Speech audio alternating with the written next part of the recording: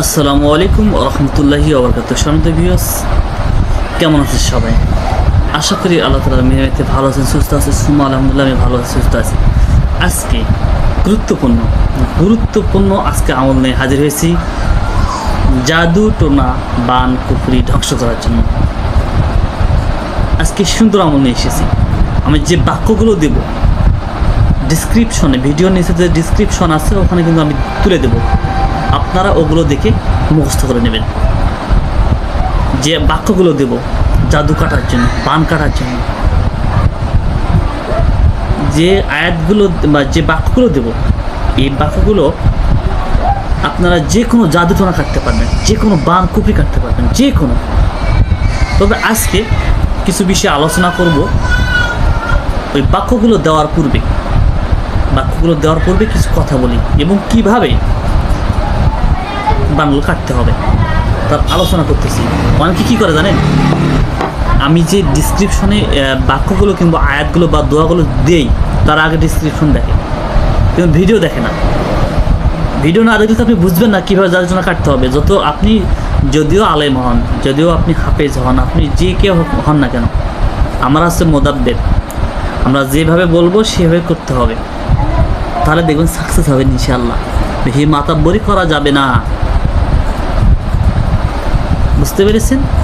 আমরা যারা মোদাব্বের রয়েছি, আমরা যারা রাখি রয়েছি, আমরা যেভাবে দেব ঠিক সেইভাবে। তার আগে কিছু কথা বলে নিই। যদি কাউকে, আমি যে বাক্যগুলো দেবো যে কোনো জাদুটোনা কিন্তু কাটা যাবে, কিন্তু কিছু বিষয় তুলে ধরবো। তার মধ্যে হচ্ছে, কাউকে যদি পড়াশোনায় মনোযোগ নষ্ট করে, জাদু দ্বারা আক্রান্ত করে, দেখেন করতে পারে। পড়াশোনার জাদু তখনই করা হয় যখন মানুষের মেধা সুনাম ছড়িয়ে পড়ে। পড়াশোনায় জাদু তখনই করা হয় যখন মানুষের মেধা সুনাম ছড়িয়ে পড়ে যে ছাত্রদের। এটা বিশেষ করে কাছের মানুষ করে যখন আত্মীয়র মধ্যে পড়াশোনার প্রতিদ্বন্দ্বী হয়, কিংবা সহপাঠী, কিংবা ক্লাসের কোনো বান্ধবী, কিংবা কোনো ছেলের সঙ্গে যখন প্রতিদ্বন্দ্বিতা কাজ করবে, প্রতিযোগিতা যখন শুরু হবে, ঠিক তখনই দেখবেন আপনার ছেলে, আপনার ভাই, আপনার মেয়ে, আপনার ছেলে মেধা ভালো, অনেক রেজাল্ট করে, সবসময় রেজাল্ট ভালো হয়। এই কারণে তার সহপাঠী কিংবা কোনো আপনার আত্মীয় কিংবা তারা হিংসা করে, তারা চায় না যে আপনারা ভালো পথে কিছু করেন। ওনারা চায় না আপনাদের মেধা বিকাশ পাক, ওনারা চায় না আপনারা উন্নতি করেন, ওনারা চায় না আপনি ভালো কিছু করেন।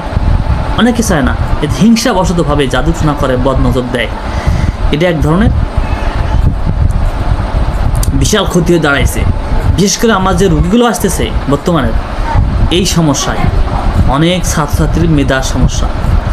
অনেক ছাত্র ভালো, হঠাৎ করে লেখাপড়া করতে পারতেছে না, হাত চলতেছে না, ভালো লিখতে পারতেছে না, মনে থাকতেছে না, স্মরণশক্তি হারিয়ে যাচ্ছে। এদের সমস্যাগুলো তো যখন এই জাদুগুলো করে, বিশেষ করে জিনের মাধ্যমে করানো হয়, জিন লাগিয়ে দেওয়া হয়।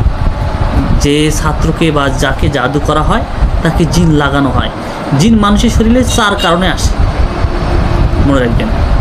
আইন হাসাদের জন্য আসে, জাদুর জন্য আসে, জিনের ক্ষতি করলে তার প্রতিশোধ স্বরূপ আসে। অনেক সময় দেখা যায় প্রেমে পড়ে অনেক আশিক জিন আসে। এখন বলতে পারেন হুজুর আইন হাসাদের জন্য বলতে, হ্যাঁ, আইন হাসাদ বলতে আপনাকে লাগিয়ে দিয়েছে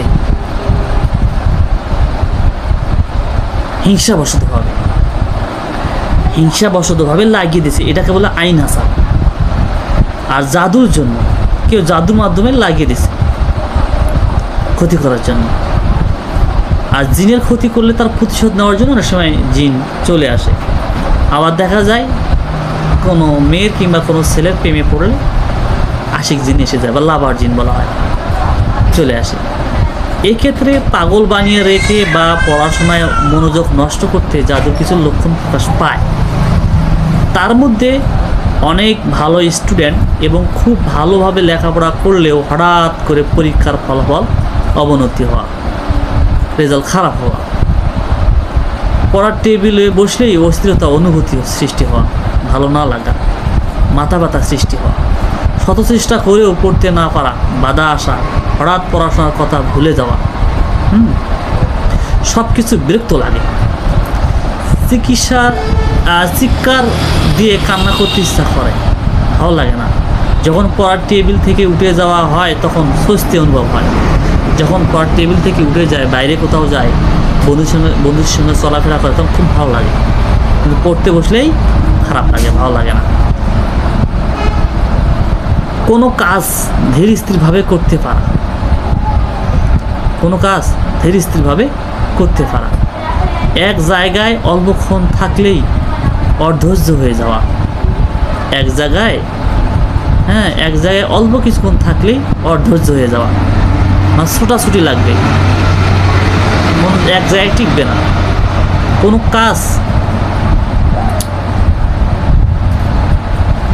কাজকর্মে কথাবার্তায় ভুল ভ্রান্তি বেড়ে যাওয়া।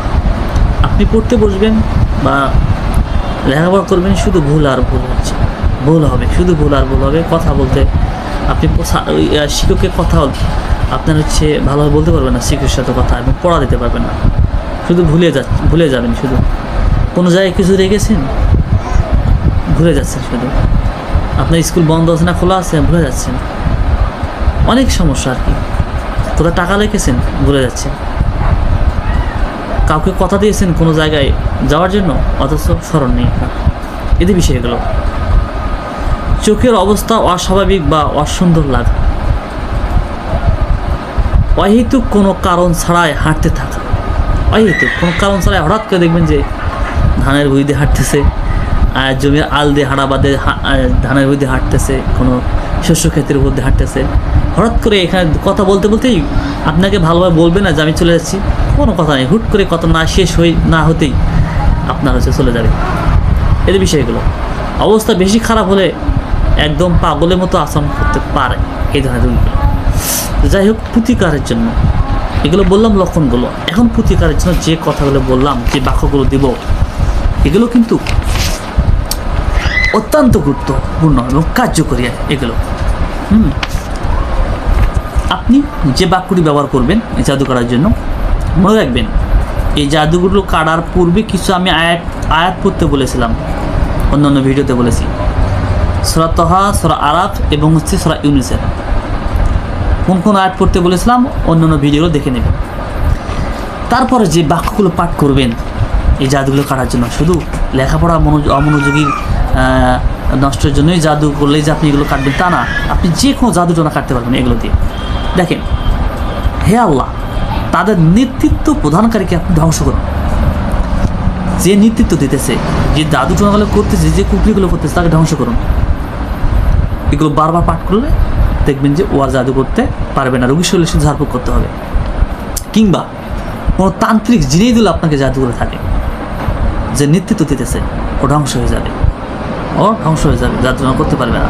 কিংবা শরীরের ভিতরে কোনো যদি তান্ত্রিক জিন প্রবেশ করে থাকে, বা আইন হাসাদের মাধ্যমে, কিংবা জাদুগিরটার মাধ্যমে, বা আপনার শরীরে রোগীর শরীরে জিন বাঁধিয়ে রেখেছে, যেতে পারতেছে না, ওখান থেকে ওই জিন জাদু করতেছে, ক্ষতি করতেছে, ওই জিনকে ধ্বংস করার জন্য হে আল্লাহ, তাদের নেতৃত্ব প্রদানকারীকে আপনি ধ্বংস করুন। যে নেতৃত্ব দিতেছে, যে নেতা, এই নেতাকে আপনি ধ্বংস করুন। এই বাক্যটা আমি দিয়ে দেবো ডিসক্রিপশনে, ভিডিওর নিচে।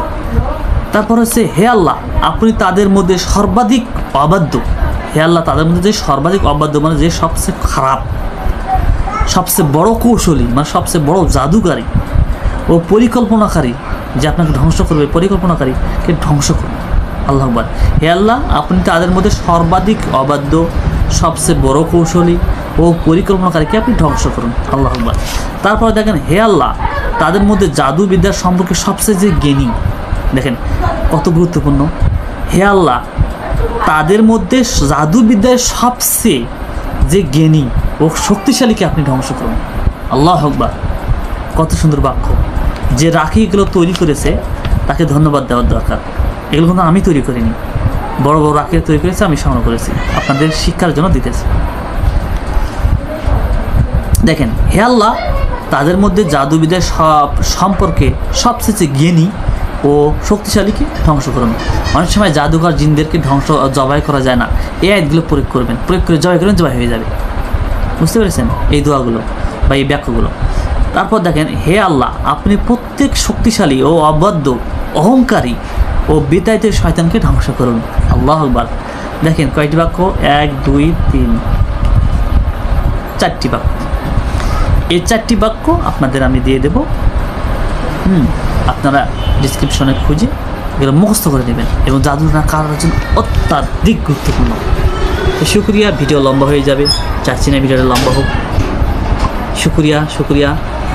যারা এখনও আমার এই চ্যানেলটি সাবস্ক্রাইব করেননি, এখনও করে নেন। লাইক, কমেন্ট, শেয়ার, বেশি বেশি করে শেয়ার করেন, মানুষ শিখুক। আমি উন্মুক্ত করে দিতেছি আপনাদের জন্য, আপনারা শিখুন, আপনারা শিক্ষা অর্জন করুন, আপনাদের অনেক অনেক কাজে আসবে ইনশাআল্লাহ। আমার আরেকটি চ্যানেল রয়েছে, শিরক মুক্ত জিন ও জাদু চিকিৎসা, যেখানে আমি চিকিৎসা করে ভিডিওগুলো ওখানে ছাড়ি, দেখবেন, ওই চ্যানেলও দেখবেন। শুক্রিয়া। আসসালামু আলাইকুম ওয়া রাহমাতুল্লাহি ওয়া বারাকাতুহু।